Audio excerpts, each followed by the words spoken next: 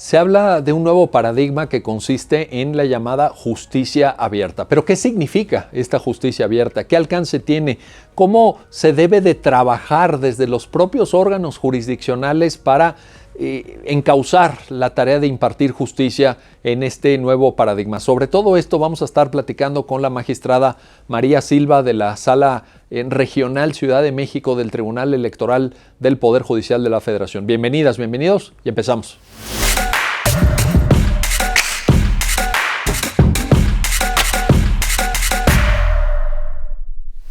Bienvenidas y bienvenidos a Introspectiva, entre lo justo y lo legal, programa de la Barra Mexicana Colegio de Abogados. Hoy vamos a platicar con María Silva, que es una magistrada de la Sala Regional Ciudad de México del Tribunal Electoral del Poder Judicial de la Federación, pero María Silva se destaca, sobre todo en su tarea en las redes sociales, por ser una apasionada defensora de este paradigma que se llama justicia abierta, una forma distinta de administrar justicia, de comunicar criterios judiciales.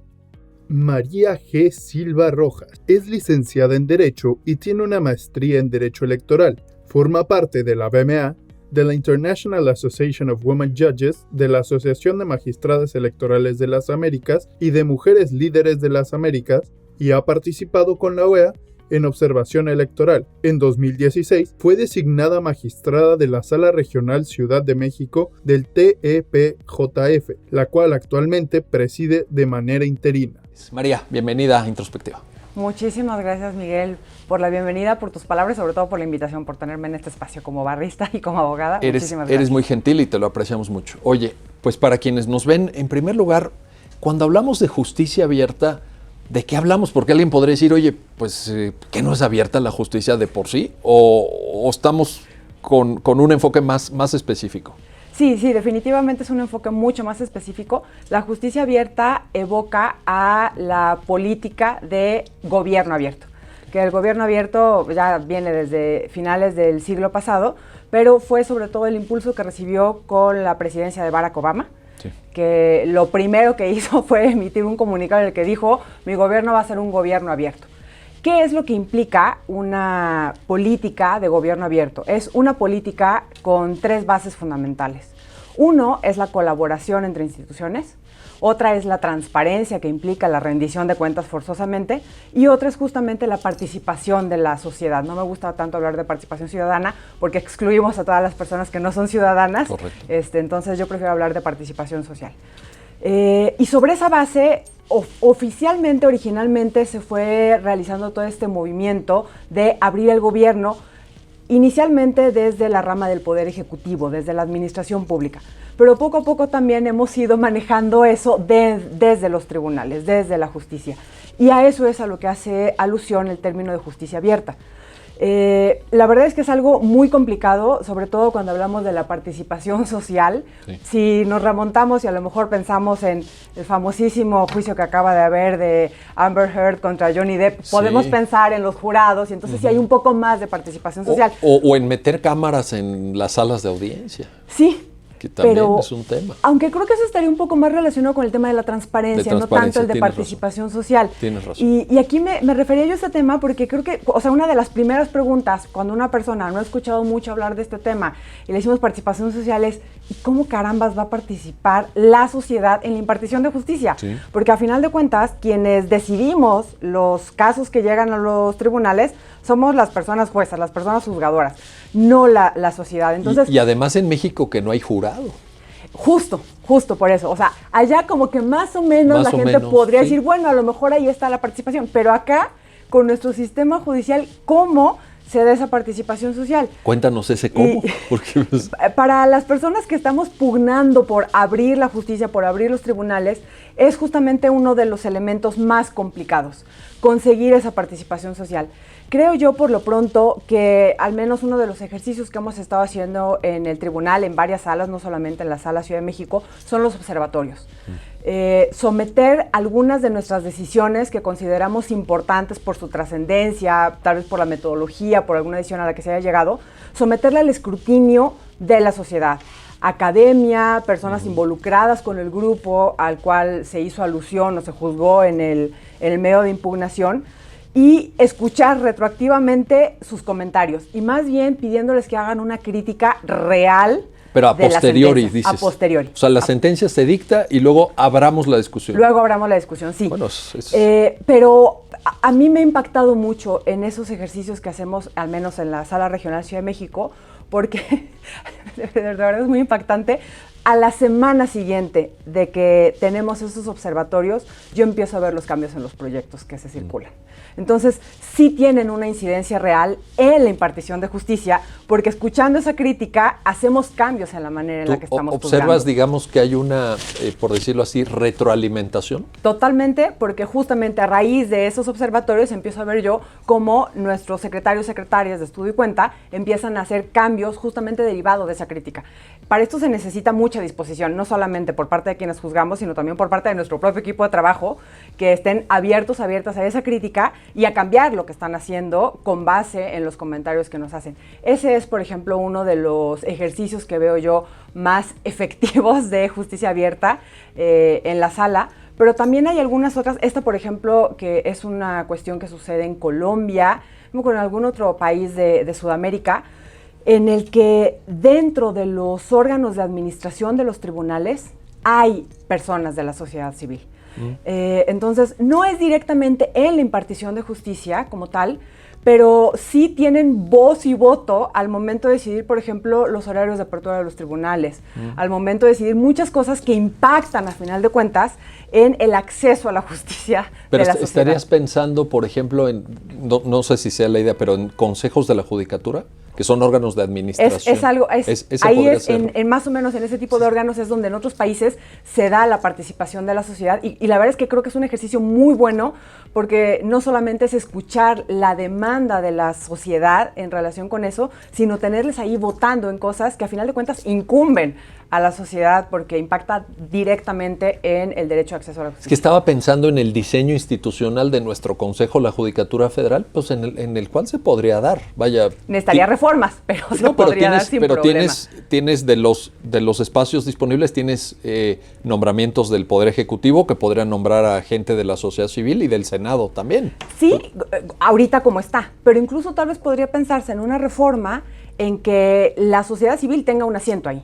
Ya garanzado. Sí, y que incluso la manera de designarlo sea de la sociedad civil, no sea una buena voluntad. Porque luego del el órgano político luego sí. tiene ahí sus agendas y tiene sus afinidades, ¿verdad? Sí. Oye, si alguien te preguntara en esta lógica de comprender qué es la justicia abierta, por esto que se ha popularizado ahora, yo creo que enhorabuena, pero ya tú nos lo dirás, que es las sentencias en formato de lectura fácil, ¿lo observarías como parte de? Totalmente. Sí, a ver. Totalmente, creo que es... ¿Y lo ves positivo en su caso?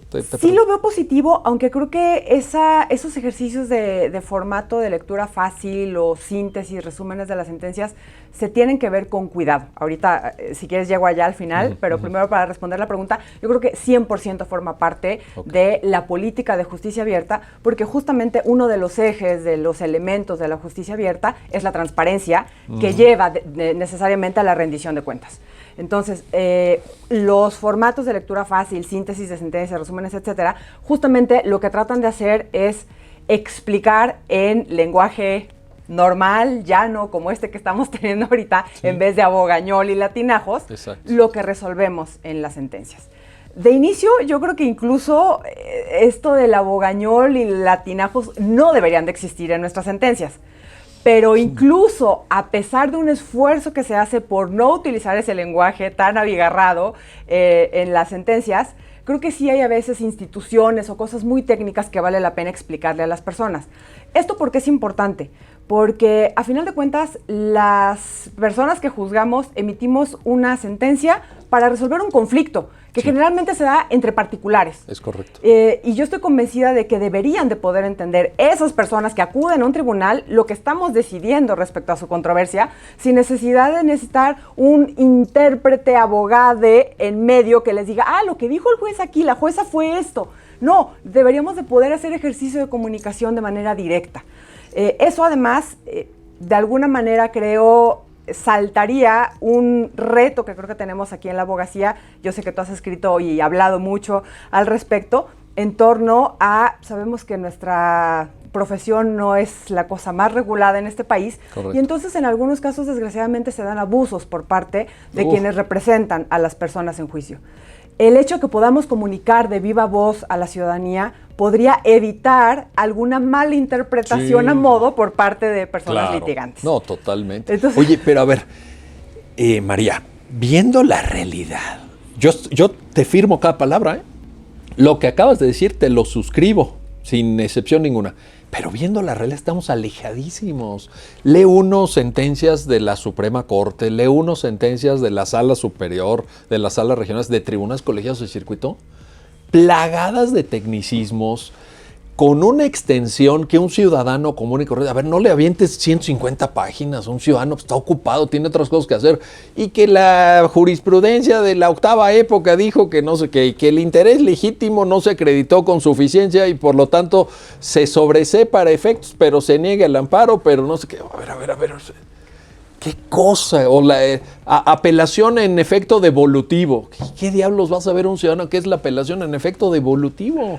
O sea, lo que te quiero decir es que ojalá te oigan, ojalá te escuchen, porque yo veo que estamos lejos de eso, ¿no? Sí, y justamente habemos algunas personas que estamos pugnando por eso en la justicia y parte fundamental es este ejercicio de comunicar de manera mucho más llana a la sociedad en términos generales, no solamente a las partes, sino a la sociedad que tiene también derecho a saber qué estamos resolviendo, cómo estamos resolviendo y por qué, porque eso sienta precedentes para resolver futuras controversias.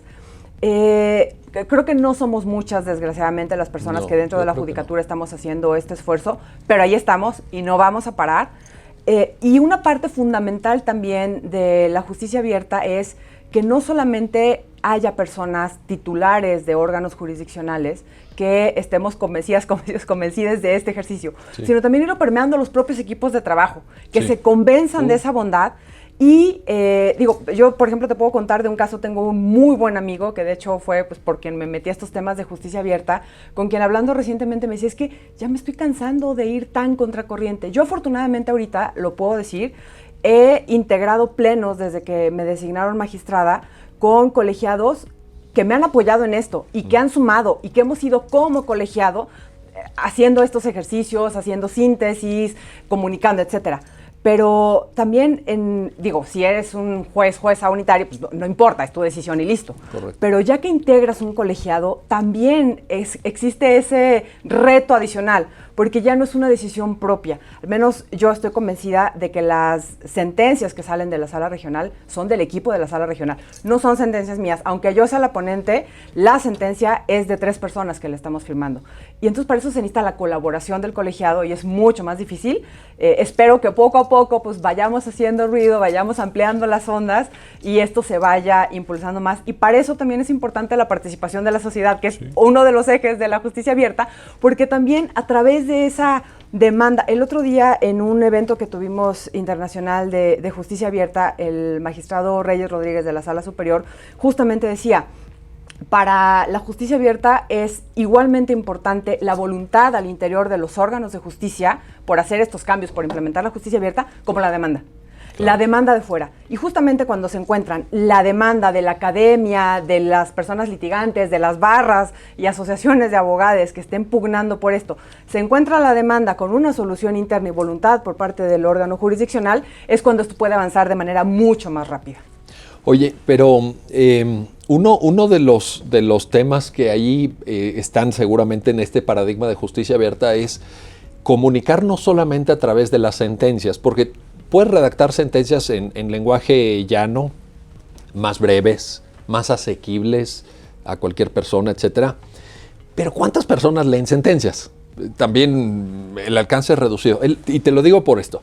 El otro día en una comida con un magistrado de un tribunal colegiado de circuito me dice, oiga, ¿y usted qué opina de que nosotros como juzgadores federales estemos en redes sociales? ¿Será que yo pueda tener pues mi Twitter y yo pueda tener la posibilidad de también pues temas a los que le hemos dedicado muchas horas porque, pues tú lo sabes, hay asuntos que les metes horas y horas y semanas de estudio. ¿Será que más allá de resolver el caso concreto podamos exponerlo, podamos socializar ese conocimiento? Yo decía, bueno, pues es que a mí me parece que es una pregunta con una respuesta súper obvia. Pero fíjate, te la está planteando alguien que ya llevaba una carrera judicial muy exitosa, muy conocida y todo, pero que todavía piensa que se puede hacer e impartir justicia solo con tu sentencia. ¿Tú cómo la ves? Coincido totalmente con tu punto de vista, supongo que tal vez porque soy millennial y antes de ser magistrada yo ya estaba en Twitter. Y una magnífica tuitera, exacto.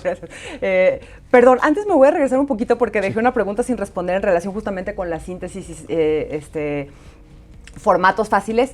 Ahí creo que hay que irnos un poquito con cuidado porque de repente yo sí he escuchado críticas que creo muy válidas por parte de las personas destinatarias, tanto de la síntesis como de las sentencias en formato fácil, diciendo no soy retrasada mental, no tengo algún problema de entendimiento cognitivo como para que me hablen tan en ABC. Bueno, pero entonces le hace usted la sentencia. Allí también... No, pero es que creo que sí hay posibilidad de ir viendo dependiendo, o sea, a final de cuentas, las sentencias deben de ser un ejercicio de comunicación. Pero el formato también las sentencias de formato fácil, creo. Entonces, pero van para niños, ¿no? Fundamentalmente. Pero es que a veces ya no solo las dirigen a niños, a niñas.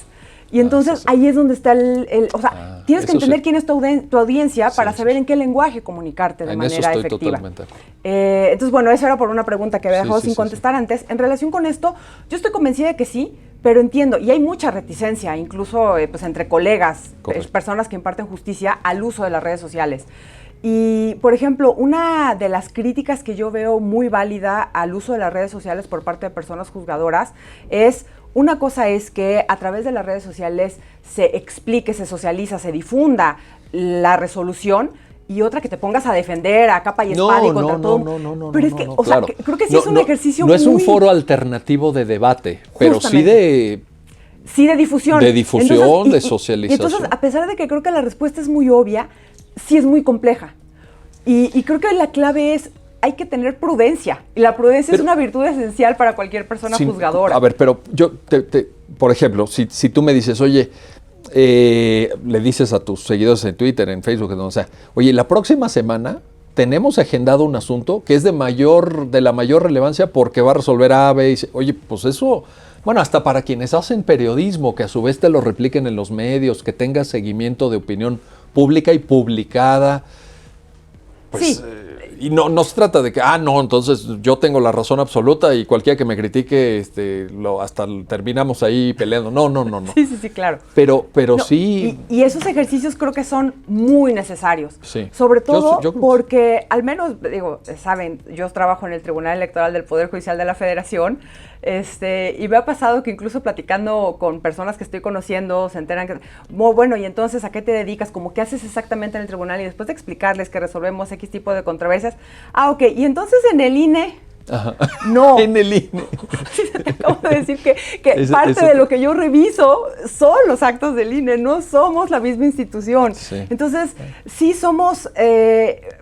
hay que darnos a conocer, hay que explicarle a la gente qué hacemos. Y eso también cruza por un tema de la defensa de la independencia y la autonomía judiciales, estoy convencida de eso, pero también es parte de este otro eje de la justicia abierta, que es la transparencia y la rendición de cuentas. El servicio de impartición de justicia es un servicio público, que a final de cuentas prestamos quienes ejercemos este cargo para resolver los conflictos que se dan en la sociedad y que en vez de diente por diente, ojo por ojo, acudan a una persona y digan, tengo este conflicto, ¿cómo lo resolvemos? Y para eso estamos las juezas y los jueces.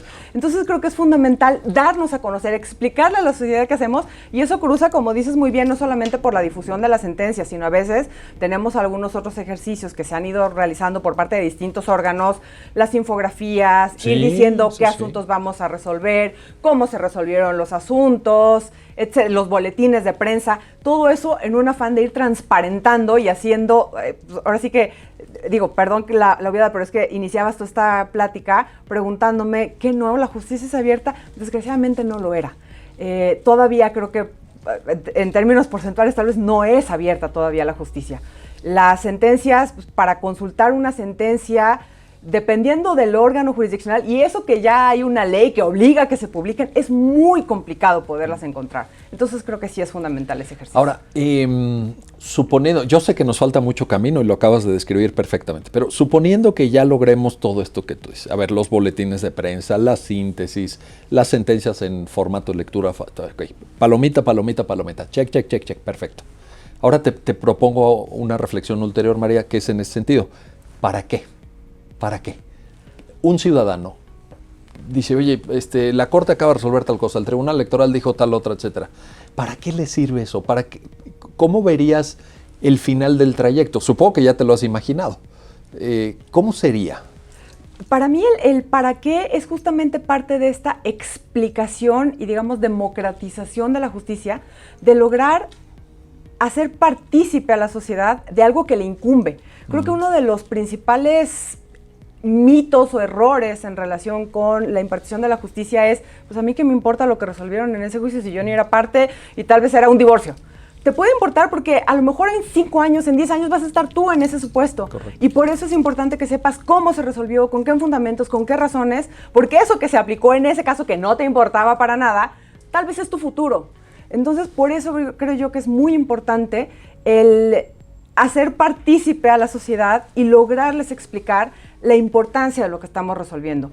Con independencia de que hay fallos como ese, por ejemplo, a lo mejor un divorcio, un litigio mercantil entre dos empresas. Sí, tal vez no se ve ahorita la trascendencia, pero son precedentes que se van sentando y que si viviéramos en un mundo ideal en el que hay absoluta congruencia por parte de quienes impartimos justicia, así es como se van a resolver todos los que vengan con las mismas características. Entonces, por eso es importante, y por eso es importante incluso tener este tipo de observatorios de demandas ciudadanas, de gente interesada en cómo se esté resolviendo, para que incluso en algún caso en el que no tienen ningún aparente interés en estos términos, puedan decir, estuvo mal resuelto por esto y por esto y por esto, para ir generando reflexiones, porque también en algunos casos se ha dado en tribunales que abiertamente se dice, hay un cambio de criterio por esto y esto y esto y esto.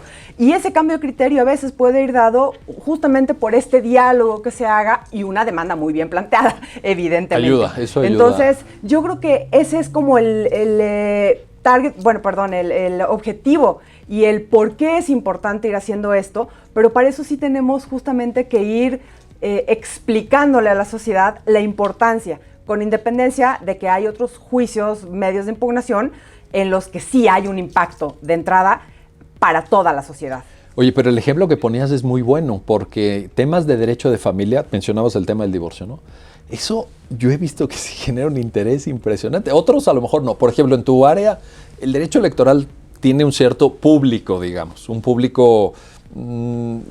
sé que el tema de la democracia nos incumbe a todos y todo está muy bien, pero luego el litigio electoral ya prácticamente es un tema de partidos, de instituciones electorales, de candidatas y candidatos, etcétera.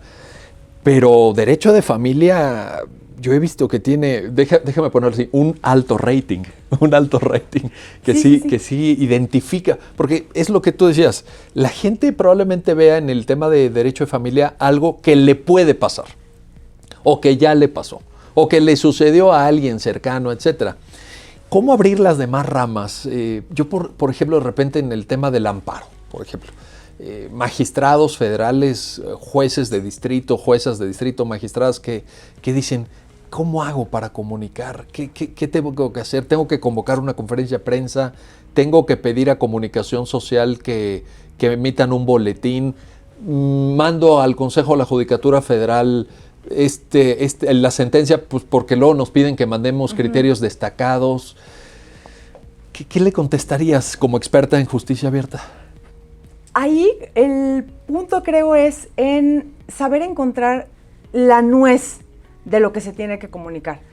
En la sala regional, cuando tenemos varios como criterios para definir cuándo una sentencia se tiene que hacer en infografía o publicar en y cuándo se tiene que hacer un video, hacemos cápsulas de repente para explicarla.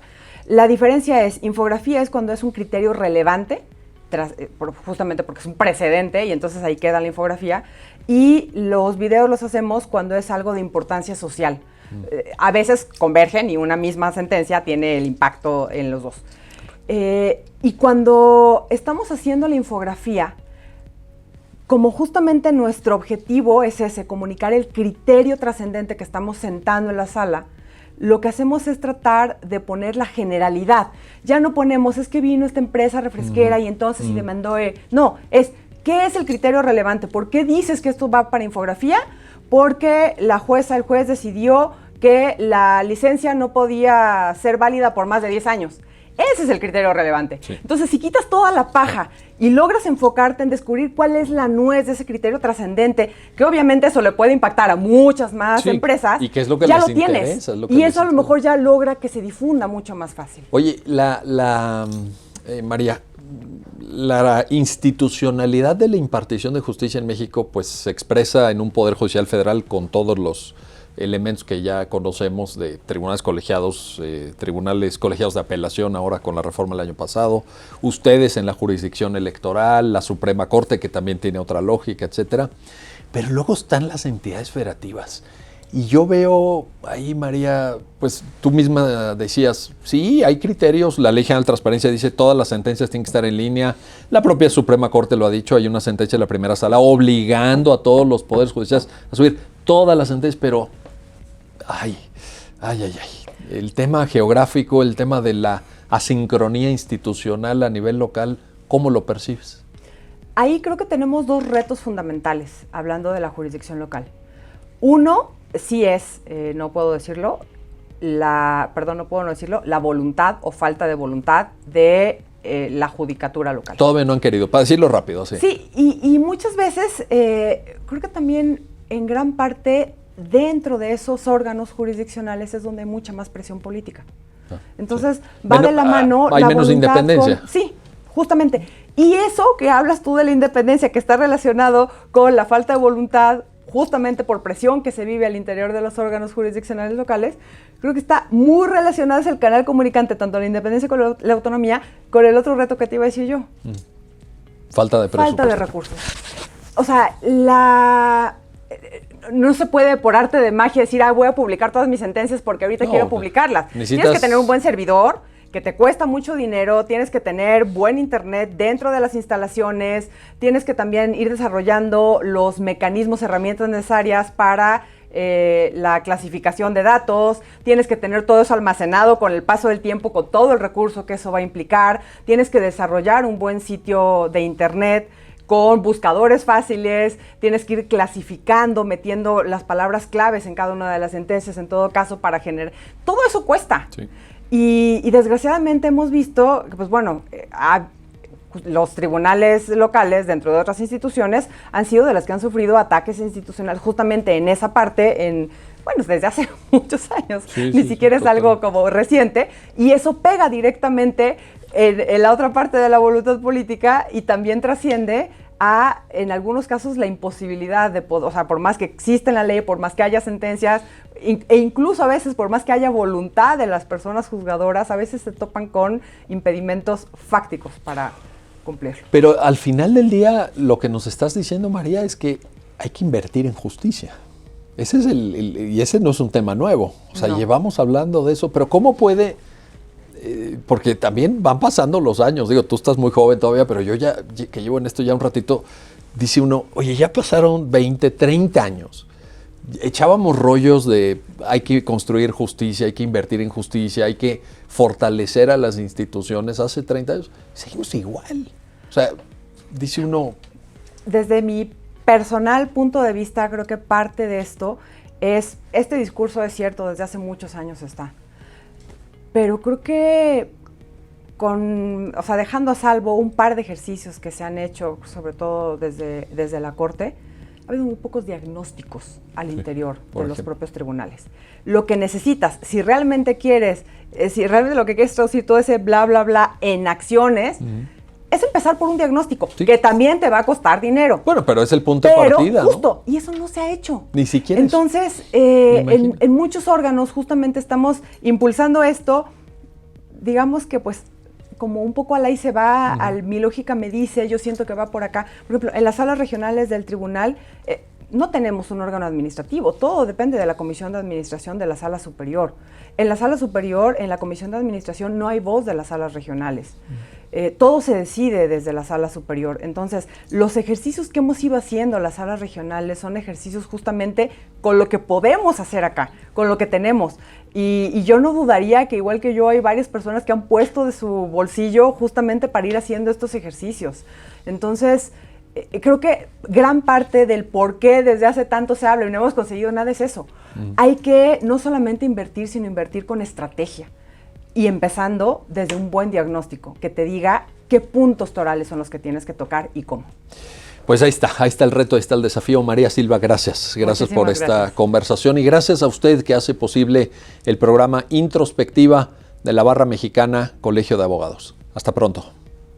Ya lo han visto, ya lo han escuchado. Hoy no se sostiene esa vieja idea de que los órganos jurisdiccionales hablan solamente por sus sentencias. Por el contrario, necesitamos un debate jurídico más nutrido sobre lo que hacen nuestras juezas, nuestros jueces, nuestras magistradas, magistrados, ministras, ministros, porque está en juego el modelo de sociedad que queremos y también la manera en la que se imparte justicia en el país. Ya lo han escuchado de la magistrada María Silva. Mucho por reflexionar, mucho por analizar, voluntad política, adecuaciones presupuestales, inversiones requeridas sin duda alguna, pero también una ciudadanía más informada y más movilizada. Gracias por su atención y hasta pronto.